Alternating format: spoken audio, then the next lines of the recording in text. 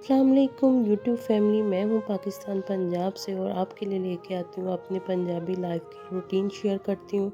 اور آپ کو فیملی ممبر بنائے تو آپ سے اپنی دل کی باتیں بھی شیئر کرتی ہوں۔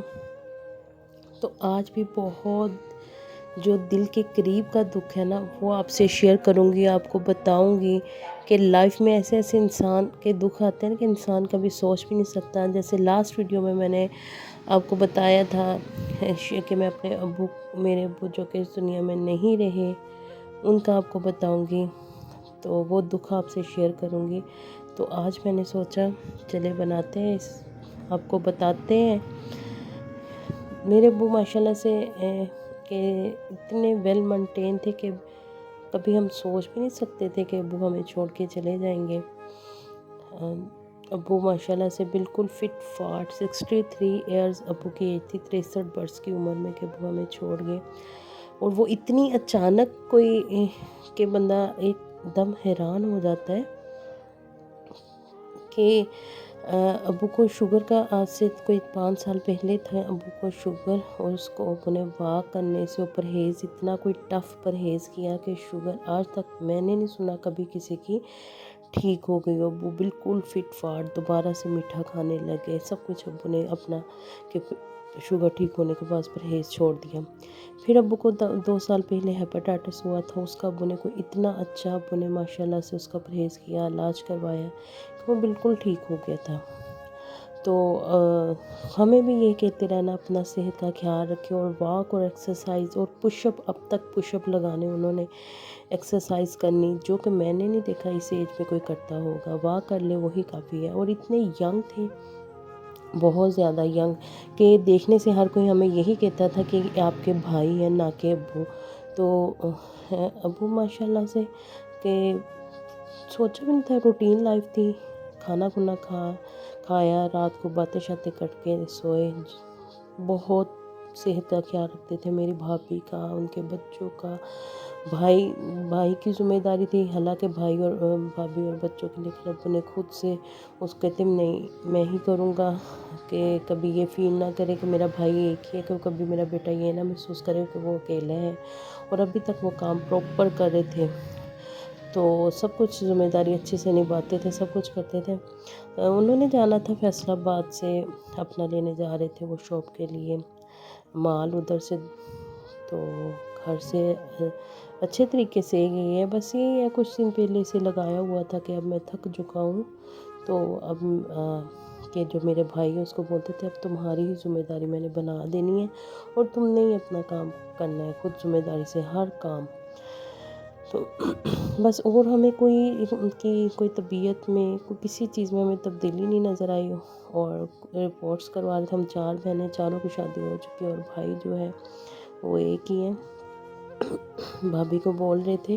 دعا کرو میری رپورٹس، وہ وقتاً فوقتاً کرواتے تھے احتیاطاً، وہ اپنی کہ 2 مہینے بعد 3 مہینے بعد اب وہ احتیاطاً رپورٹس فل باڈی کی کروا لیتے تھے، کیونکہ ان کو اپنی صحت کا بہت زیادہ وہ خیال کرتے تھے۔ تو کہتے میری بھابھی کو کہہ رہے تھے کہ بیٹا دعا کرو میری رپورٹس ٹھیک آ جائیں، میں نے دی ہوئی ہے ساری رپورٹس، تو پھر میں تمہیں نا ایک پیارا سا خوبصورت سا سوٹ لے کے دوں گا۔ تو کہتے بس وہ ہوتا جیسے بچوں کو کہتے ویسے ٹریٹ کرتے تھے بھابھی کو بھی۔ ابھی 2 دن پہلے ہی رپورٹس آئی تھی، تو ماشاءاللہ سے ساری رپورٹس ٹھیک آئی تھی، الحمدللہ کچھ بھی نہیں تھا، کچھ ایک دکھ سر درد کا بھی نہیں تھا۔ تو صبح کو گھر سے نکلے ہیں، گھر میں جیسے روٹین لائف ناشتہ کیا اور چلے گئے، تو ادھر شاپ پہ جائے، بھائی سے ایک دن بس ناراض تھے تھوڑا بہت، جیسے بچے بچوں سے ماں باپ ہو جاتے کسی غلطی کی بنا پر۔ تو ادھر جا کے نا بھائی کو جب فیصل آباد جانے کا ٹائم آیا، دوپہر کے 12:30 بجے ٹرین آتی ہے، تو بھائی اس دن لیٹ تھی کوئی 15 منٹ، تو جاتے ہوئے بھائی کو گلے لگا کے رونے لگ گئے، کہتے میں تمہیں نا معاف کرتا ہوں، اور اگر مجھ سے کوئی غلطی ہوگی نا تم بھی مجھے معاف کر دینا، تو میں سفر پہ جا رہا ہوں، اس لیے اس کو گلے لگایا، رو پڑے۔ پھر آتے ہیں گھر بائک لے کے، گھر ابو کا پھر یہ ہوتا تھا کہ صبح کو جا کے شام کو ہی آنا ہوتا تھا، گرمیوں کی دوپہر کو آرام کرنے کے لیے آ جاتے تھے گھر۔ تو پھر گھر آتے ہیں، بھائی کے بچوں کو ملے، کچھ بھی نہیں، پہلے کبھی بھی نہیں ایسے چکر لگایا دن میں، اس دن لگا لیا۔ تو بھائی کے بچوں کو ملے، ان کو پیسے دیے، اور بس جاتے جاتے یہ کہہ کے گئے ہیں کہ میرا کھانا بھیج دینا، اگر میری امی کو بول رہے میرا کھانا بھیج دینا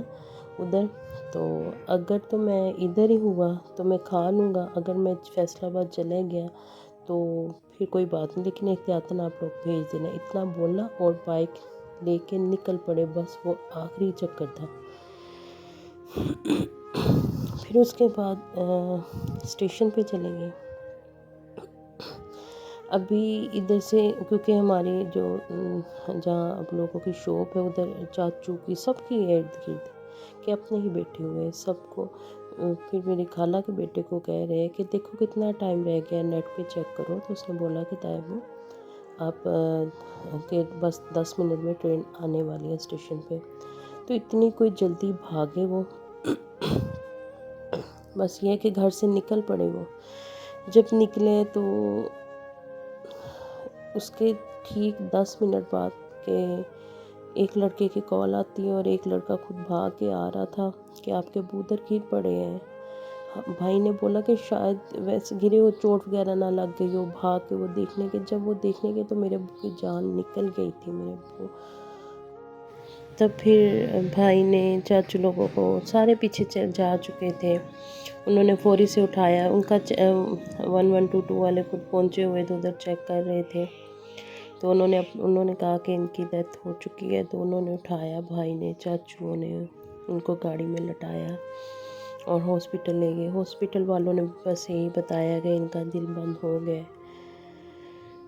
اتنی کوئی اچانک کی موت۔ میں اپنے بچوں کو بیٹھی پڑھا رہی تھی، ان کے پیپر ہو رہے تھے، میرے ہسبینڈ کی کال آتی ہے کہ سارا ابو کو ہارٹ اٹیک ہوا ہے، کیونکہ ان کو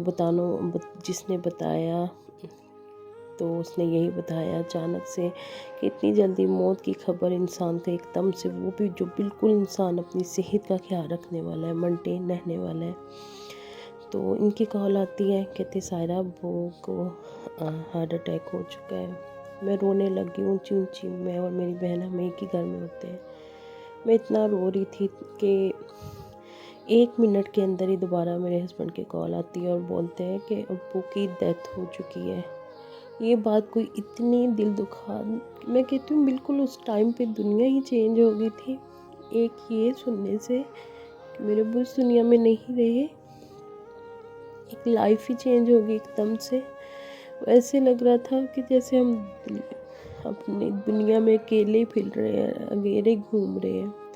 کوئی ہمیں چپ کروانے والا نہیں ہے۔ حالانکہ آس پاس اتنے لوگ کھڑے ہمیں چپ کروا رہے تھے، ہمیں نہیں پتہ، مجھے نہیں پتہ۔ یہ خبر سننے کے بعد